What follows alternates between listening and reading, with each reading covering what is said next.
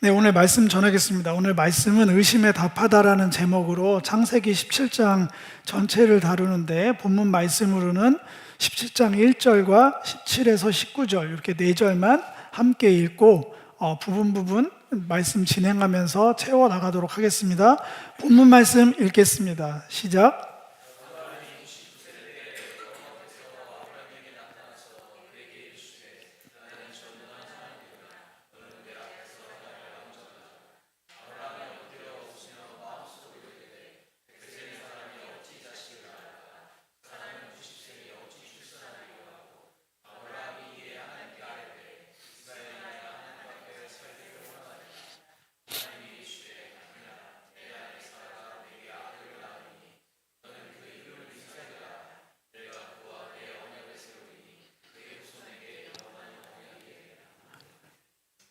이 본문 제가 구성해온 것만 해도 이게 좀 너무 이상하지 않나요?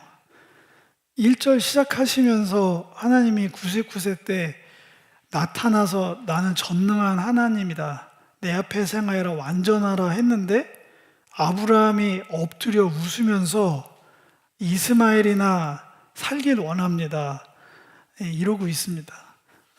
지난주에 이어서 참 어마어마한 내용입니다. 사실 이렇게 놓고 보면 이게 가능한 일인가? 근데 우리는 이 불가능한 일을 지금도 여전히 하고 있어요. 하나님 앞에서의 우리의 신앙의 수준과 태도가 이렇습니다. 그래서 저는 말씀은 진리가 맞는 것 같아요. 너무나 정말 찔러 쪼개고 들어와서 다 드러내십니다. 말씀이 없으면 경고나 태도로 엎드림으로 묻혀있을 얘기가 마음의 속으로는 경건의 모양은 취하나 속으로는 하나도 전능하심에 대한 능력을 신뢰하지 않는 의구심으로 가득 찬, 여전히 본인이 믿음을 밀당할 수 있는 존재로 규정하는 그런 수준의 아브라함을 또 발견하면서 이어가도록 하겠습니다. 나는 행한다로 시작합니다. 여기서 나는 하나님입니다.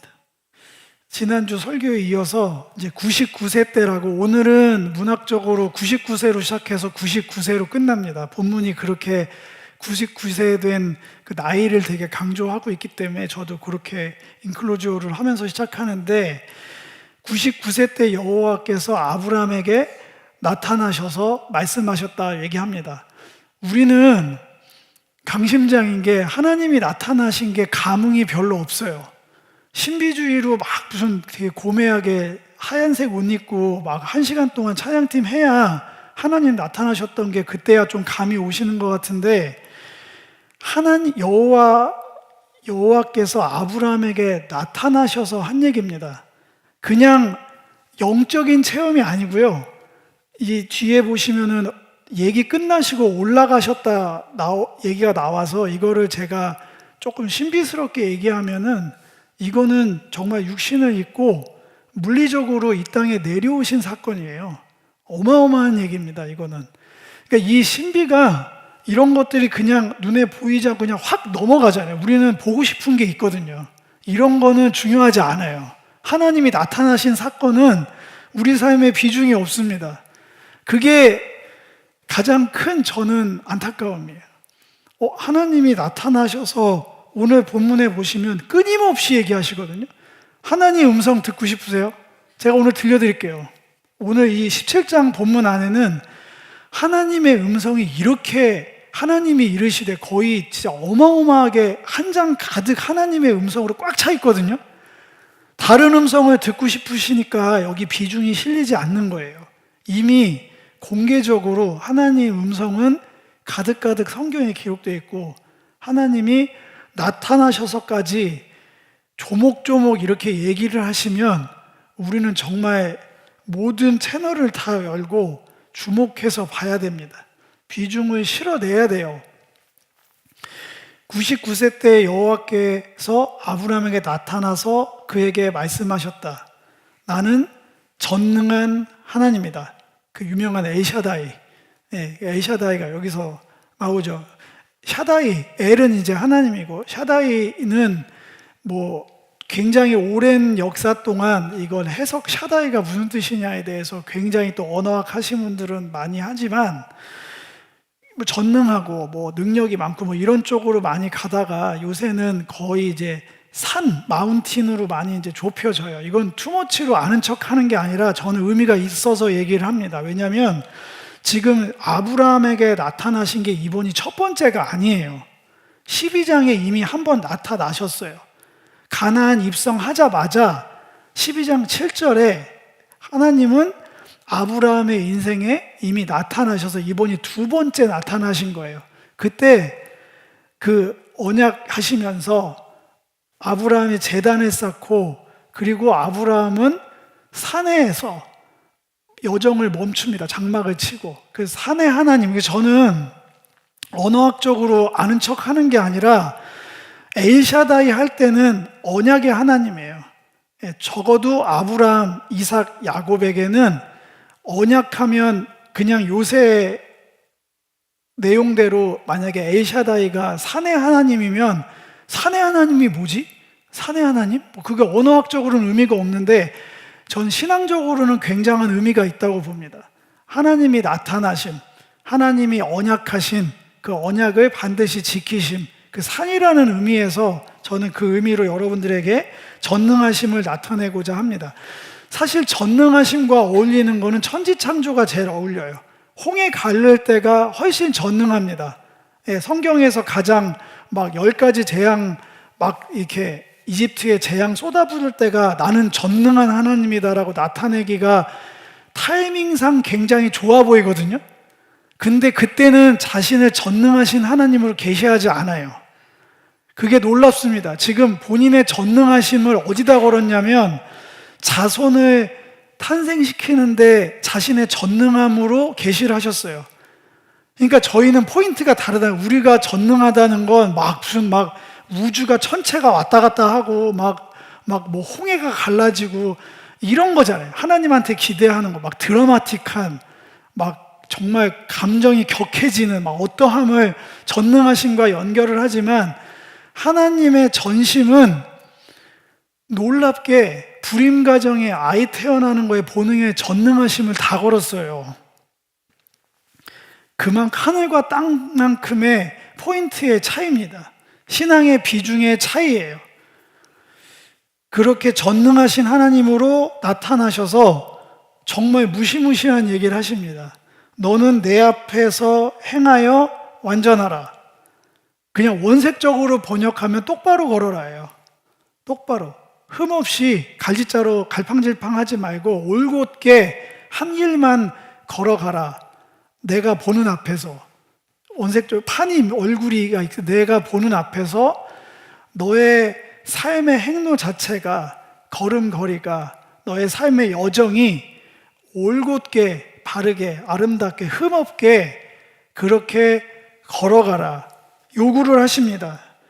이제 이 헤드라인에 대한 풀이가 쫙 나와 있는 거예요. 하나님의 전능하심을 17장에서 아브라함에게 어떻게 나타내시길 원하시는지. 그러니까 적어도 아브라함에게는 하나님의 전능하신 하나님은 이 방식으로 나타나야지 전능한 거예요. 다른 잡다한 신들의 전능함이 많겠죠. 이것도 전능하고 저것도 전능한 게 많은데 인격적 교제 안에서 아브라함에게 전능하신 하나님은 지금부터 이 언약서에 기록된 당사자, 언약의 당사자 원한의 당사자가 3명이 나오는데 이 언약서에 언약 이 서식에 첫 번째 당사자인 하나님의 언약의 주체로서의 내가 언약을 이렇게 감당하겠다 이 방식으로 그 전능하심을 나타내시는 겁니다. 그 햇불 언약 갱신의 언약의 당사자 내가 이렇게 되게 하겠다 말씀하신 건 3가지입니다. 새 이름으로 너를 불리게 하겠다. 너를 심히 번성하게 하겠다. 특별한 보장을 얻게 해서 기업을 얻게 하겠다. 이것들을 자신의 이름을 걸고 얘기하면서 그거를 보장하고 이것이 너에 대해서 끝나는 게 아니라 승계된다. 다음 대회까지 계속해서 영원히 내가 보장할게. 이렇게 지금 15장의 햇불 언약 때는 퍼포먼스만 있었어요. 내용이 없었어요. 근데 여기서는 이제 언약의 당사자가 각 이제 계약서라고 보시면 돼요. 일반 사회에서 계약서에 가불이 있잖아요. 갑은 어떤 걸 한다. 을은 어떠한 걸 한다. 그래서 지금 써내려가고 계신 거예요. 나타나신 이유가 그 언약의 구체성을 확립해 가시는 겁니다. 이름에 대한 얘기는 조금 더 나중에 하겠습니다. 거기에 대해서 아브라함이 반응합니다. 엎드렸다. 아브라함이 엎드렸어요. 그 나타나셔서 말씀하신 하나님 앞에 엎드림입니다. 구약에서 엎드림은 예배의 전형적인 모습이죠. 전적인 수용과 인정을 나타내는 가장 몸으로 반응하는 가장 바른 표현 예배 방법이죠. 엎드림. 여기까지만 보면 아브라함이 13년 동안 우리는 13년의 이 침묵을 하나님이 침묵하신 거. 아브라함이 이스마엘을 잘못 선택했고 거기에 하나님이 묵묵부답으로 소위 말해서 삐지신 건가? 이런 식으로 마음에 안 드는 어떠한 거에 침묵으로 일관한 걸로 그동안 보았었을 거예요. 근데 그렇게 보실 수도 있죠. 근데 어찌됐든 주님의 나타나심으로 아브라함은 경건의 모양으로는 완전한 수용, 전적인 수용으로 그것들을 잘 듣겠습니다, 받아들이겠습니다 하는 모양을 취해서 이 언약의 내용을 받아들이고 있습니다. 모양으로는 그렇게 취하고 있어요. 언약 내용 하나하나를 다 따지고 싶지만 전체적인 맥락으로 그냥 넘어가도록 하겠습니다. 언약의 당사자는 이번엔 한 사람이 더 있습니다. 아브라함.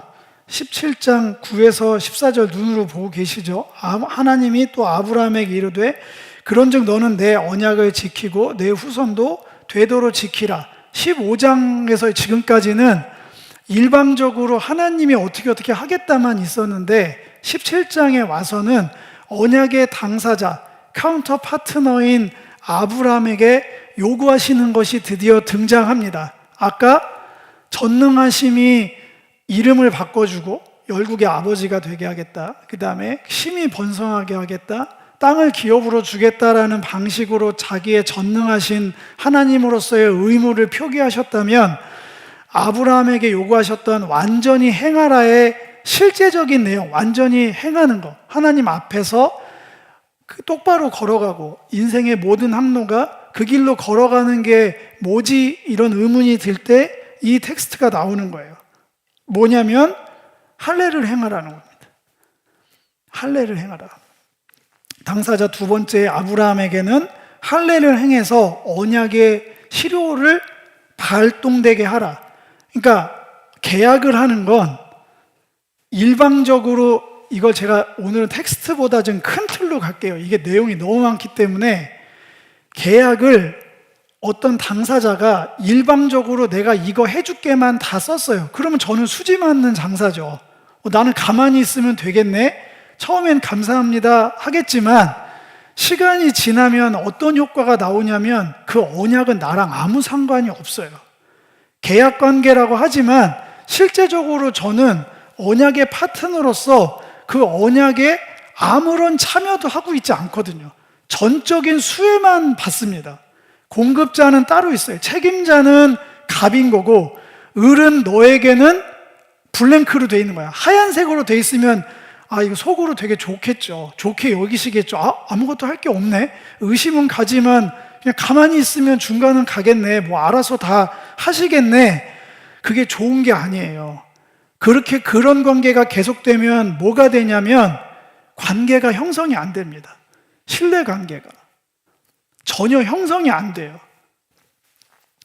지금 하나님께서 언약의 이행의 절대적인 주도자였었는데 아브라함은 절대적 수혜자의 위치였는데 할례를 행하라고 명하고 그 할례를 행하는 것을 실천하게 되면 드디어 언약 공동체로 둘이 묶이는 거예요. 쌍방의 책임으로 언약 공동체로 이제 관계가 바뀌어지는 겁니다. 그 전에는 일방적인 공급자 수혜자로 아무런 관계가 없어요. 원한 게 아니었기 때문에. 근데 둘이 그 언약 안에서 당사자들이 만나서 합의를 이루면 언약 공동체로 묶이는 겁니다. 운명 공동체로. 이게 지금 무슨 얘기냐면 또 좀 더 자세하게 말씀드리면 횃불 언약에서는 하나님의 잘라짐에 대해서 말씀했어요. 언약의 당사자인 내가 언약을 깨뜨리면 잘라질게. 반드시 지킨다. 선언이었습니다. 근데 17장에 할례라는 거 뭔지는 알죠? 포피를 베잖아요. 어찌됐든 그것도 잘라내는 겁니다. 신체 일부를 잘라내는 거예요. 표현만 달랐다 뿐이지 책임의 방식이 같아요. 언약을 가운데 놓고 언약의 당사자들이 하나님도 언약을 어기면 쪼개지겠다. 사람인 너도 잘라내라. 잘라내므로 피의 언약으로 언약 공동체를 맺자고 제안하고 계신 겁니다. 이렇게 언약의 주체자들이 똑같은 행위로 같진 않죠. 표현도 같지 않고 분량도 다르지만 여전히 하나님이 절대적인 의무가 훨씬 많죠. 아브라함이 행할 것보다는. 그러나 이 관계를 통해서 두 당사자는 완전한 수동적인 관계에서 능동적인 참여자로, 언약의 참여자로 이제 관계가 바뀌어가는 겁니다. 하나님과 여러분, 우리들의 관계가 그렇다는 거예요. 우리 일방적인 수혜자가 아니에요. 전능하신 하나님이 널 믿으면 이런 거 해줄게. 이런 관계는 굉장히 피상적인 관계입니다. 언제든지 갈아타면 돼요, 서로가. 수혜자를 골라서 바꿔도 되고요. 야, 누가 다른 신이 이거 더 많이 해준대다 그러면 바꾸면 그만입니다. 관계가 없어요. 하나도 능동적인 관계가 아닙니다. 일방적인 수동적인 관계인데 하나님과 우리 관계는 그렇지 않다는 겁니다. 점점 어려워지고 있죠. 제가 여러분들 표정을 보니까 제가 어렵게 가고 있는 거 저도 알겠습니다. 오늘 되게 저도 어제 너무 많은 시간을 들여서 제가 너무 비장해져서 그런 것 같아요, 지금.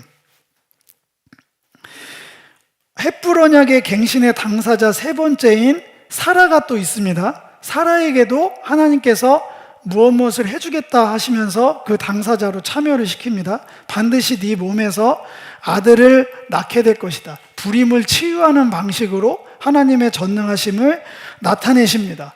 이렇게 언약이라는 주체자가 3명 있고 3명이 각각이 의무가 생겼습니다. 그것만 기억하시면 될 것 같아요. 그리고 이름을 말씀드리겠습니다. 아브람에서 아브라함으로, 사레에서 사라로. 이름 뜻은 알고 계시죠? 네. 고귀한 아버지, 해서 열국의 아버지 이런 건 알고 있는데 거기에 이름 뜻이 바뀌었어요가 저는 말씀드리고 싶은 게 아니라 그 이름이 갖고 있는 공공성에 대해서 말씀드리고 싶습니다. 이제 한 집안의 개인 사적인 얘기가 아니에요. 이거는 이 언약을 통해서 언약의 공동체로 하나님과 묶인다는 건 그 한 사람의 삶의 인생이 공공성, 공적인 공인으로서 우리 공생애라고 하잖아요. 예수님의 삶을 공생애, 공적인 생애, 사적인 개인의 삶이 아니라 하나님 나라 안에서 영원히 기억될 내가 하는 모든 행동들이 공인의 행동들. 그러니까 이름이 아브람에서 아브라함으로 바뀌고 사레에서 사라로 바뀌면서 너의 신분이 이렇게 바뀔 거야 라는 거의 함의는 언약의 축복의 공공성, 이거는 너를 위한 뿐만이 아니라 너를 통한 온 우주를 향한 거야. 우리의 구원이 그렇다는 거고요. 언어학적으로는 해라는 그 알파벳, 자음이 붙어져서 이렇게 변화되는 건 하나님의 지속적인 나타나심. 지금 여기 두 번째 나타났다고 그랬는데 방법과 상황은 다르지만 지속적으로 아브라함의 인생에 하나님이 나타나시고 사레의 인생에 하나님이 계속해서 계시적으로 나타나셔야만 이 이름이 바뀔 수 있어요. 그냥 이름이 이렇게 바뀐대 한다고 갑자기 인생이 확 돌변하지 않습니다. 그렇게 공공성을 통해서 지속적으로 하나님이 나타나셔서 이들의 삶을 바꿔내셔서 결과적으로 이들의 삶이 공적으로 드러나게 하신다는 뜻이에요. 열방의 아버지로, 고귀한 어머니로 이들의 귀한 인생들이 하나님의 나타나심을 통해서 이 땅에 드러내시겠다는 의지의 표현입니다. 계속 할 겁니다, 저는. 네. 그리고 여러분들이 읽은 본문이 나옵니다. 그랬더니 아브라함이 또 한 번 엎드립니다. 여기까지는 와 진짜 받아들였나 보다. 이 하나님의 진심을 아브라함이 받아들였나 보다 하겠지만 놀라운 지문이 등장합니다. 속으로 웃습니다. 웃어요. 이 웃음이 기뻐서 웃었을까요? 그렇게 상상하시면은 제가 할 말은 없습니다. 제가 아브라함 이 자리에 있었진 않았지만 전 100% 이 웃음은 회의적 웃음입니다. 이게 말이 되는 얘기야? 실컷 지금 내가 얘기했던 걸 알아들었든 못 알아들었든 아브라함도 못 알아들었어요. 지금 제가 하던 얘기를 여러분들이 여러분만큼 알아들었듯이 아브라함도 못 알아듣습니다. 그리고 회의적이에요. 웃어버립니다. 그리고 마음속으로 얘기합니다. 100세 된 사람이 90세 된 사람이 그게 가능한가? 아무리 하나님이지만 전능하심이고 뭐고 간에 천재를 만드신 건 믿어요. 천재를 만드신 건 믿습니다, 우리가. 근데 전능하심으로 나타나겠다는 그 일에 대해서는 회의적입니다. 이게 도대체 어떻게 가능한 걸까요? 이 어려운 걸 아브라함이 해냅니다. 천지창조는 믿어요. 추상적이거든요. 자기랑 피부적으로 와닿지 않아요. 진짜 믿음이 발현될 여지가 없습니다. 근데 자기 인생의 변화는 그건 실제거든요. 하나님이 살아계시면, 하나님이 전능하시면 어떻게 바뀌어야 돼요. 분명히. 그거에 대해서는 되게 회의적입니다. 아브라함의 믿음이 여기까지는 그래요. 아브라함 인생 여기서 끝나지 않습니다. 아브라함 전체 여정을 다 봐야 되니까. 그러면서 들먹이는 게 나이를 운운합니다. 전능하신 하나님 앞에서 나이 타령을 합니다. 제가 100세예요. 아내는 90세인데 적당히 하시죠. 말이 안 되잖아요. 신앙생활은 하겠는데 제 나이가 100세라고요. 지금 누구 앞에서 이 얘기를 한다고요? 전능하신 하나님 앞에서, 영원하신 하나님 앞에서 인간의 나이를 들먹입니다. 저 아시잖아요. 저한테 뭘 그렇게 기대를 하시는 건가요? 저 100세예요, 100세. 90세. 먹을 만큼 먹었어요, 하나님. 이러는 거예요, 지금. 그러면서 그 이름을 또 들먹입니다. 이스마엘이나 잘 살게 해주세요. 그렇게 나옵니다. 이스마엘이 지난주에 설교에 어떤 존재입니까? 자기 방식, 자기 수준, 자기 태도의 신앙생활의 총화잖아요. 그 이스마엘을 13년 동안 계속 집착해서 그 방식으로 신앙생활을 했던 거예요. 이 침묵은 하나님의 침묵이 아닙니다. 여기까지 와서 제 눈에는 아브라함이 침묵한 거예요.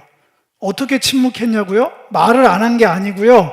계속해서 같은 방식의 신앙생활을 13년이나 계속한 겁니다. 이스마엘 낳고 하나님이 침묵하시면 정신 차려가지고 뭐가 잘못됐다. 하나님이 내 인생에 아무 말씀도 안 하시네. 하나님 이렇게 침묵하시면 저 무서워요.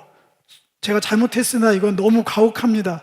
제발 제게 나타나셔서 한 번만 더 말씀해 주세요라고 했으면 여기서 비웃지 않습니다. 눈물을 흘리지. 감사합니다. 제가 13년 전에 그렇게 실수를 저질렀는데도 저를 잊지 않고 찾아주셔서 제 작은 신음에 응답하셔서 직접 나타나셔서 이렇게 확신을 주시다니요. 전능하심으로 다시 한번 언약을 갱신해 주시다니요. 너무나 감사합니다. 했어야 될 타이밍에 피식 웃어버립니다. 침묵은 아브라함이 침묵한 거예요. 하나님은 13년 동안 끊임없이 전 얘기하셨다고 믿습니다. 아브라함을 떠나신 적 없고 포기한 적 없거든요. 13년 동안 아브라함은 계속해서 이스마엘 한 거예요. 이걸 우리로 바꿔볼까요? 하나님의 전능하심을 제 인생에 요거 바꿔주면 믿어보겠습니다. 그렇게 가는 거예요. 요거 해주시면 전능하신 하나님이 살아계심을 제가 믿고 행하는 대로 하겠습니다. 제가 수없이 기도했던 거예요. 한 번만 나타나면 뭘 하겠다. 한 번만 뭐 나를 꼬꾸라뜨리면, 나를 꺾어주시면, 뭐 내가 인정한 방식으로 뭘 어떻게 해주시면 뭘 하겠다. 지금 보니까 내 안에 이스마엘을 내세우는 방식으로 하나님께 나아가는 거예요. 그건 신앙적 열심이 없다고 할 수는 없어요. 신앙이 아니라고 말할 수는 없어요. 그걸 하나님이 아예 무시하고 있지는 않기 때문에. 이스마엘도 어떻게 해달라니까 그것까지도 들어주시거든요. 그것까지도. 우리가 그 방식으로 나가는 거를 하나님이 그것도 외면하지 않으세요. 이스마엘이나 잘 살길 원합니다 했더니 하나님이 맨 밑에서 이스마엘은 내가 알아서 할게. 그래, 네가 구하는 거 너한테 필요한 건 줄 알아. 너는 그런 수준이니까 그것도 내가 책임질게. 하나님 넉넉하게 그렇게 하십니다. 그러나 너와 내 관계는 그런 걸로 맺는 게 아니야.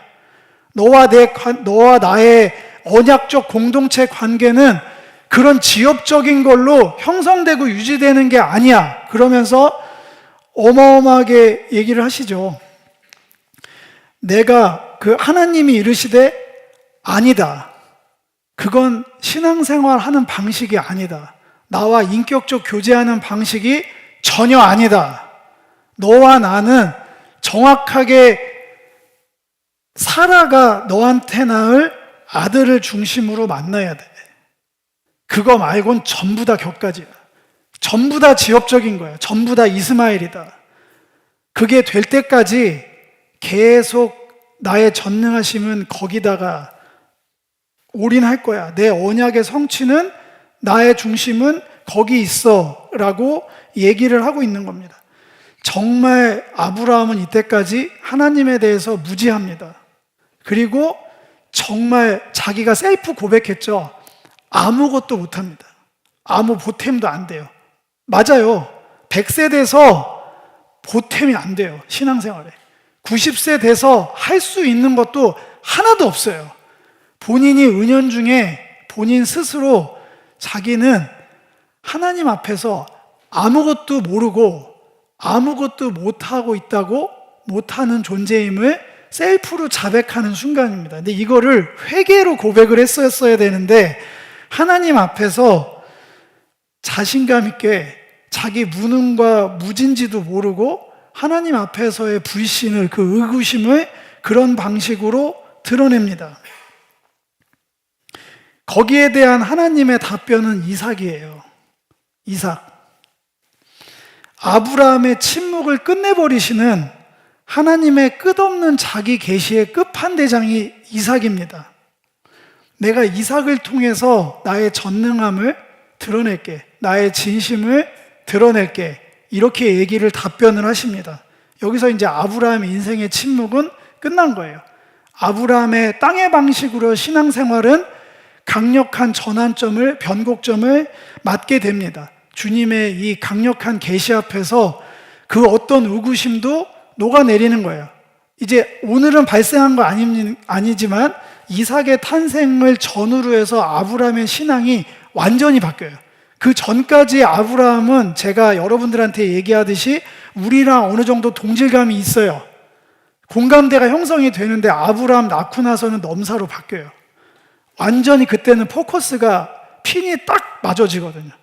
하나님이 뭘 보시는지, 하나님과 어떻게 동행해야 되는지, 뭐가 신앙생활인지, 뭐가 믿음이고 순종인지를 정확하게 알고 그렇게 갑니다. 하나님은 그 아브라함을 자랑하고, 이건 창피해요. 지금 여기는 창피합니다. 솔직히 말해서 하나님, 전능하신 하나님 앞에서 나이 들먹이면서 제 상황과 형편 아시잖아요. 제 상황과 형편이나 들어주시죠. 하나님의 진심은 알겠는데 제가 더 급해요. 그게 이스마엘이나 책임져 주세요예요. 그러니까 하나님이 뭘 원하시는지는 알겠는데 잠시 됐고요. 제 상황 형편만 살펴주시면 감사하겠습니다. 자, 이거를 믿음을 향한 하나님의 우리를 향한 설득과 배려로 보시면 큰 착각이십니다. 하나님은 믿음을 구걸하지 않아요. 저희한테 설득하지 않습니다. 나 좀 믿어달라고, 나 좀 쳐다봐달라고 사정하지 않으세요. 지금 아브라함한테 나타나셔서 아브라함을 설득하고 배려한다고 하시면 친절한 하나님의 이미지를 여러분들이 만들고 계신 거예요. 하나님은 처음부터 끝까지 내가 뭘 중요시 여기고 내가 뭐에다 나의 모든 나의 존재, 여기서 나는 하나님, 이 존재 양식을 다 걸었는지를 끊임없이 각인을 시키고 있는 거예요. 하나님이 성경에서 얘기하시는 걸 가만 보면 항상 같은 얘기예요. 나는 여기다, 나는 이거다, 나는 이렇게 한다, 나는 여기에 다 걸었다. 그러니까 너도 여기에 다 걸어라, 너도 이렇게 하라. 설득과 배려가 아니고요, 선포입니다. 하나님은 선포하시는 분이세요. 믿음을 믿어주세요. 배려한다고 믿음이 생기고 설득한다고 믿음이 생기면 우리는 정말 능력자입니다.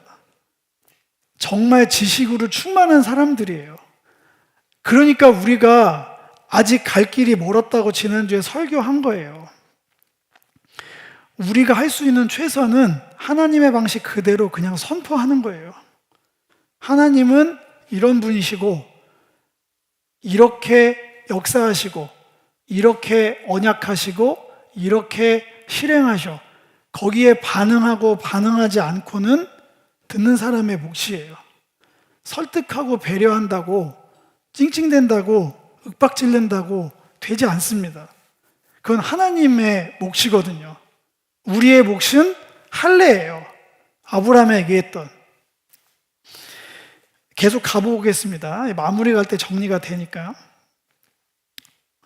이에 아브라함이 하나님이 자기에게 말씀하신 대로 자기 집안에 있는 모든 자에게 할례를 행했다. 99세에게 할례를 행했다. 무능자의 의구심과 전능자의 진심이 만나서 지당한 반응이 나왔습니다.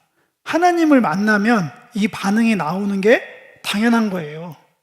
너무나 당연한 겁니다. 복음을 제대로 들으면 말씀대로 순종하는 게 나오는 게 특별한 일이 아니라 당연한 흐름입니다. 그때야 귀가 들리기 시작하는 거고요, 복음이. 그러니까 어떻게 구분하시면 되냐면, 우리가 전한 복음이, 우리가 나누고 있는 읽고 습득했던 복음이 잘못됐다는 얘기가 아니라 안 보이고 안 들린 거예요, 그분한테. 우리의 능력을 탓하지 말고, 원래 우리 능력이 없어요.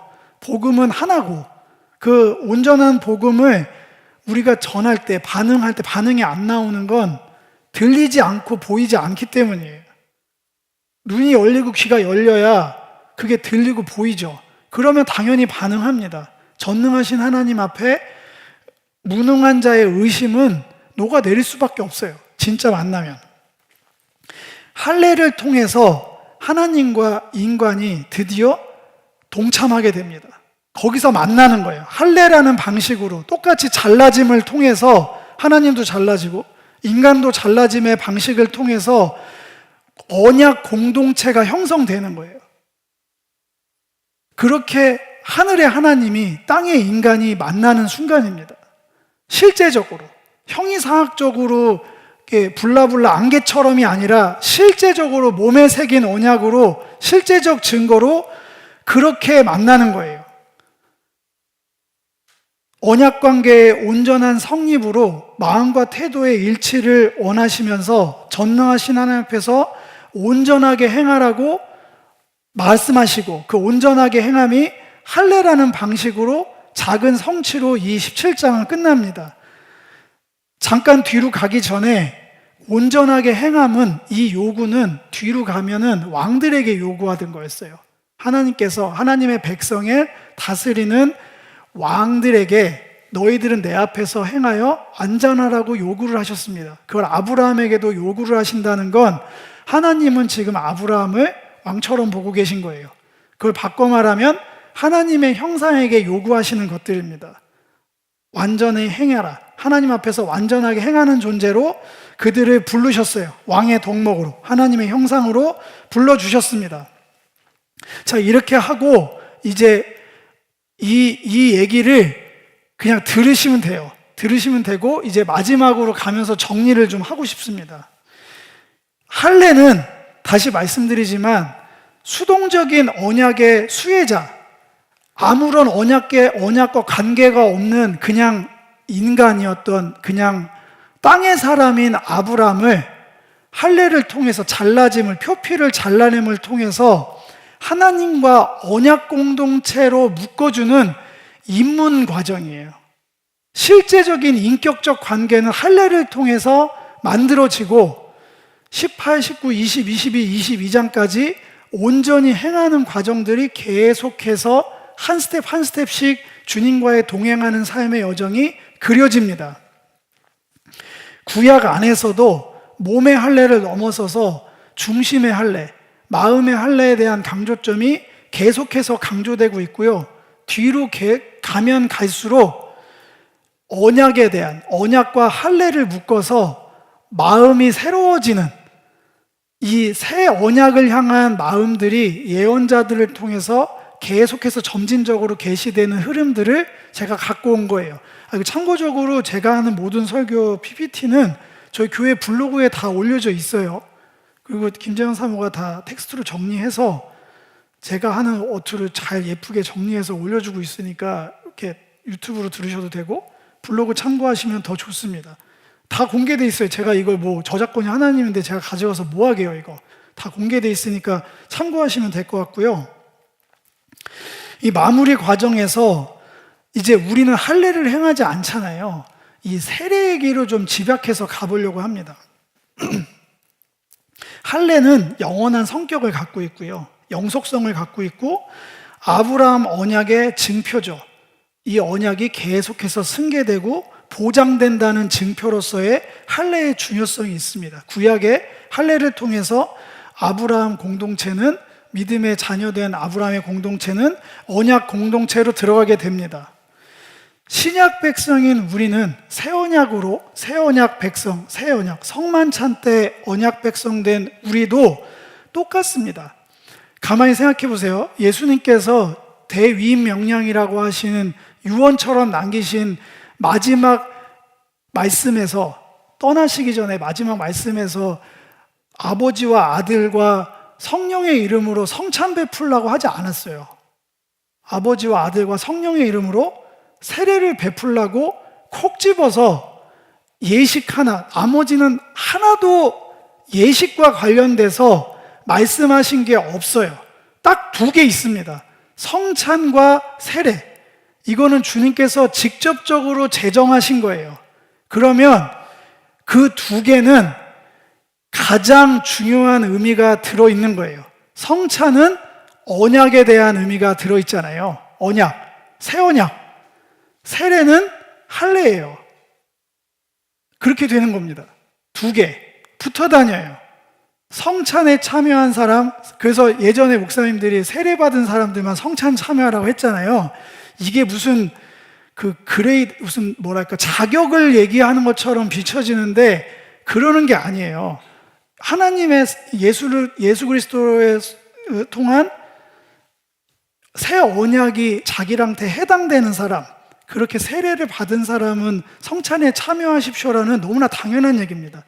뭐 세례 안 받은 사람 성찬 참여하시면 저주받아요, 그러는 게 아니에요. 그렇게 얘기하시는 거는 뭔가 지금 핀이 나간 거고요. 두 개는 같은 거예요.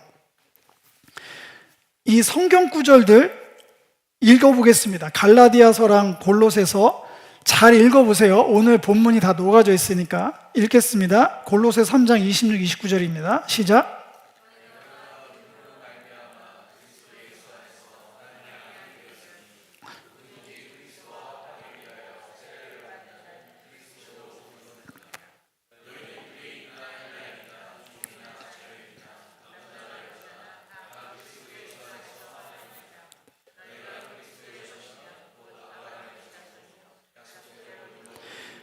네, 아브라함의 자손이고 약속대로 유업을 얻을 자는 창세기 17장 기준으로는 돈 주고 샀든 뭘 하든 할례 받은 자에게 해당되는 거예요. 할례 받은 자는 곧 그리스도의 것이고 그리스도의 것은 세례 받은 자를 말한다. 그러니까 할례의 자리에 세례로 바뀌어 있는 거예요. 골로새서 2장 9에서 12절 읽겠습니다. 시작.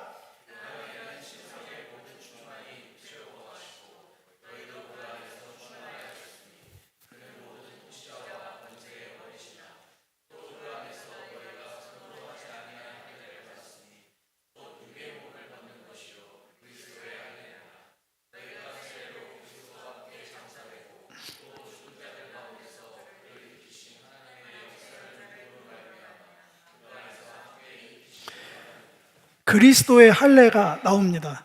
예, 그리스도의 할례. 그리스도의 할례가 뭐냐고 써 있냐면 세례고, 이 세례가 뭐냐면 그리스도의 죽으심이다. 이렇게 얘기를 합니다. 예, 어렵죠. 예, 공부하시는 것 같죠? 공부가 필요합니다. 예, 저도 어제 고민을 너무 많이 했는데 그냥 저의 오늘 선택입니다.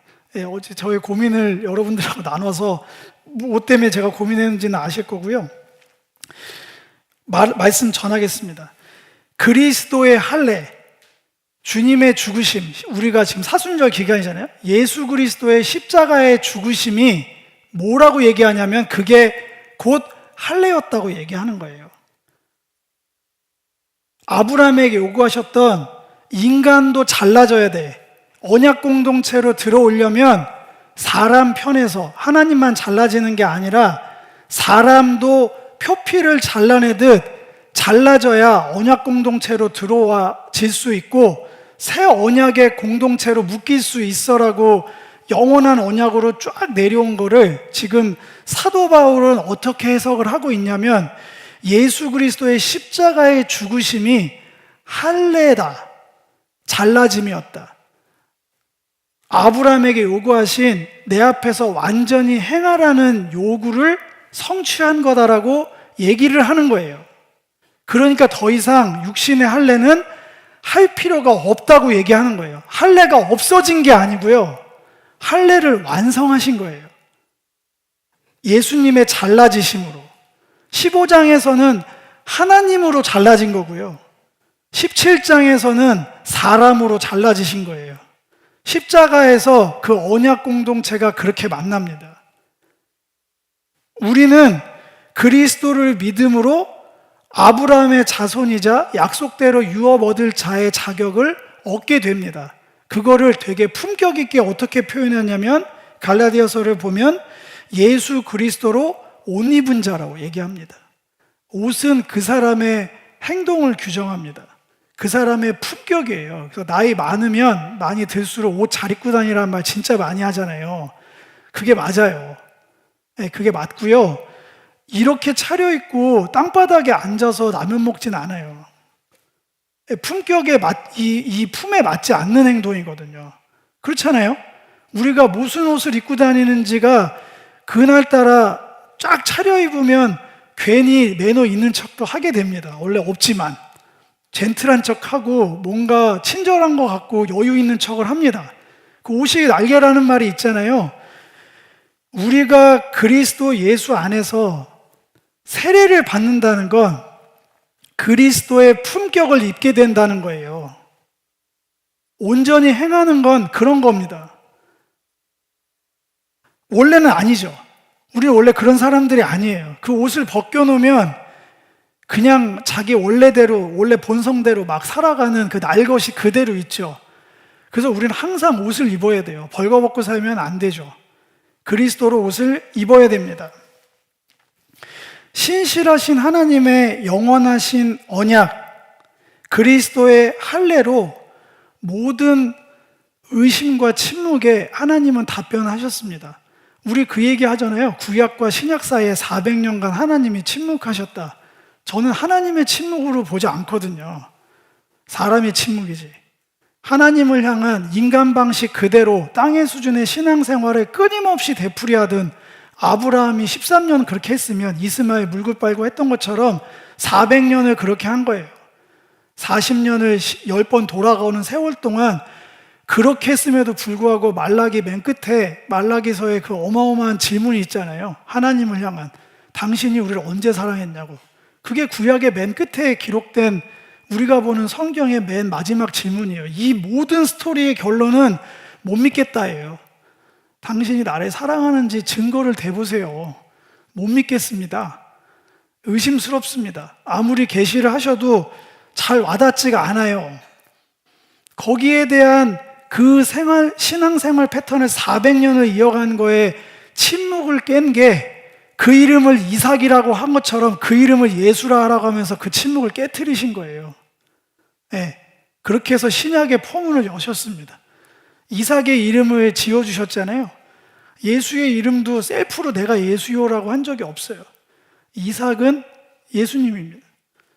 그렇게 해서 오늘 신구약이 17장에서 또 한 번 십자가에서 만나는 놀라운 역사가 있습니다.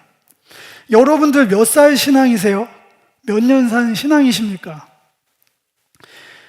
여러분들 다 세례 받으셨잖아요. 세례식과 세례 증서가 예수의 제자로 인정해 주지 않습니다. 그거는 교회에서 인정해 주는 거죠.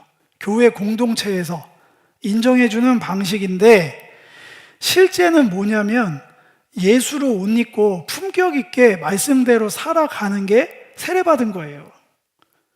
세례 증서는 어떤 의미가 있냐면 입문했다, 오늘 시작했다, 세례 교육받고 세례받아서 완성된 게 아니고요. 예수 믿고 구원받아서 영적 기도에서 신앙이 완성된 게 아니고요.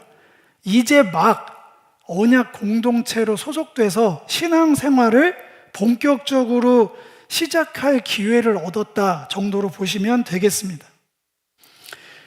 온전히 행하다를 바꿔 말하면 하나님의 형상을 회복하기입니다. 네, 하나님의 형상대로 살아가는 것, 하나님의 형상을 회복하는 것. 그러려면 여러분들 먼저 침묵을 깨세요. 여러분들이 이스마엘을 내려놓으시라는 얘기랑 같은 겁니다. 여러분들이 비중 두는 것, 여러분들이 조건절로 제시한 것 다 거둬들이세요. 차라리 아무것도 안 하시는 게 여러분들이 살아날 길일 수도 있을 것 같습니다. 그래야 들릴 테니까. 그 침묵을 깨셔야 돼요. 그게 몇 년이 됐든 상관없어요. 네, 하나님의 음성을 들으셔야 됩니다. 이게 제가 신비주의로 얘기하는 게 아니라 성경에 너무 많이 있어요. 하나님 음성이. 하나님이 어디에 주목하시고 뭐에 다 걸으셨는지 거기에 주목하셔서 동행하셔야 돼요. 오늘 설교로 집약드리면 여러분들 옷을 갈아입으셔야 됩니다. 여러분들의 마음과 태도를 새 언약 백성, 언약 공동체처럼 품격 있게 살아가셔야 돼요. 주님과 동행, 동역하기를 끊임없이 선택하셔야 됩니다. 여러분들 중심으로 아무리 외쳐대고 신앙생활 해도 하나님 보시기엔 침묵하는 것밖에 안 보여요. 끝까지 하나님 나타나셔서 이 절호의 찬스에 이스마엘이나 해주세요라고 하실 거예요. 하나님 드디어 나타나셨군요. 제가 40년, 40일 그렇게 울며불며 이 소원을 빌었는데 드디어 이 소원을 빌 때가 왔군요. 이스마엘이나 잘 되게 해주세요. 그러시면 안 되잖아요. 그건 아니잖아요. 네. 여러분들이 저는 하나님의 형상처럼 왕처럼 사셨으면 좋겠어요. 공공적 삶, 공적인 삶, 공인의 삶, 공인의식. 피곤하죠. 다른 사람들 의식하고 사는 거. 근데 하나님의 나타나심은 여러분들을 나타내심의 목적이 있거든요. 말장난 제가 잘하는데 이건 장난치는 거 아닙니다. 이름이 바뀌는 거의 뜻이에요. 하나님이 여러분들의 삶에 계시되고 나타나시는 이유는 여러분들의 삶을 등경에 높이 돌려서 모든 사람이 보게 하시려고 하시는 거예요. 거짓 겸손도 교만입니다. 정확하게 저는 알았어요. 거짓 겸손도 하나님 보시기에 굉장히 교만한 거예요. 하나님이 밝히 드러나라고 하면 드러내는 게 순종입니다. 몰래 하고 아무것도 안 하고 조용히 뒤에 있고 그걸 그렇게 하라고 그러면 그게 드러나는 거고요. 이건 드러내라. 밝아져라, 밝혀라 하면 그렇게 하는 거예요. 규정하시지 마세요. 답을 정해놓고 하나님이 원하시는 삶은 이런 거야. 목사가 주입해놓고 한국 교회가 만들어놓은 그런 거 따라가시면 안 돼요. 시대가 바뀌었습니다. 그때는 그게 맞았는지 모르는데 지금도 그게 맞을지는 몰라요. 레거시는 그냥 레거시로 두셔도 돼요. 레거시를 좋게 얘기하면 전통이 되고요. 나쁘게 여기면 재래식이 됩니다. 재래식. 재래시장이 추억 돋기는 좋죠. 추억놀이 하기는. 근데 현명한 소비는 아니잖아요. 재래시장 가는 게. 신앙도 마찬가지입니다. 여러분들의 추억 존중합니다. 저의 추억과 공유되니까. 근데 여러분들 제가 최신 유행따라고 얘기하는 게 아니라 이 시대에는 이 시대에 맞는 영성이 있어요. 우리는 그 방식으로 순종해 나가야 됩니다. 레거시를 버리자는 게 아니에요. 우리 심플 덕트린에도 있잖아요. 우리가 그걸 제가 버리자고 한 적이 없어요. 저희 정말 부르짖으며 기도해야 되고 모일 때마다 예배하고 엎드려 기도하고 헌금하고 그렇게 순종하는 삶으로 살아가야죠. 그러나 우리는 그 모든 것들을 넘어서서 영원한 언약의 변화인 세례받은 자처럼 그리스도의 십자가를 항상 바라보면서 살아가셔야 됩니다. 저는 이렇게 준비가 됐어요. 오늘 말씀 전하는 게 정말 시간은 솔직히 말해서 최근 몇 년 동안 제일 많이 드린 것 같거든요. 설교 시간인데 너무 어렵더라고요. 욕심이 많아서 아직도 저도 이스마엘이 너무 많은 것 같습니다. 잘 전해야겠다는 이건 언제 내려와지는지 모르겠는데 또 언제 17장이 될지 몰라서 일단은 다 던져드렸으니까 알아서 이렇게 골라 담으셨으면 좋겠어요. 그리고 그냥 다 잊어버리시고 그냥 하나만 남겨드릴게요. 주님 앞에서 그 나이 얘기 안 하셨으면 좋겠습니다. 주님 앞에서 자기 수준이나 자기 바람 그만 얘기하셔도 돼요. 주님 다 알고 계세요. 뭐가 필요한지 다 알고, 우리 그 정도 믿음은 있잖아요. 그 정도 신뢰는 있으시잖아요. 우리의 포커스가 예수님은 어떻게 이 상황에 사셨을까? 예수님은 어떻게 이 생각에서 이때는 생각하시고 선택하시고 행동하셨을까? 성령께 지혜를 묻고 구하면서 그렇게 내 이웃을 내 몸과 같이 사랑할 수 있는 사람, 주님께서 성육신하셔서 묵묵히 걸어가셨던 그 삶을 그대로 동경하고 언약에 동참하는 삶, 저는 그게 이 시대에 할례받은 사람이자 이 시대에 세례받은 예수의 제자의 삶이라고 생각합니다. 저와 여러분의 일주일의 삶이 그렇게 아름답고 품격 있는 예수 그리스도로 옷 입은 삶 되시기를 주님의 이름으로 축복드립니다.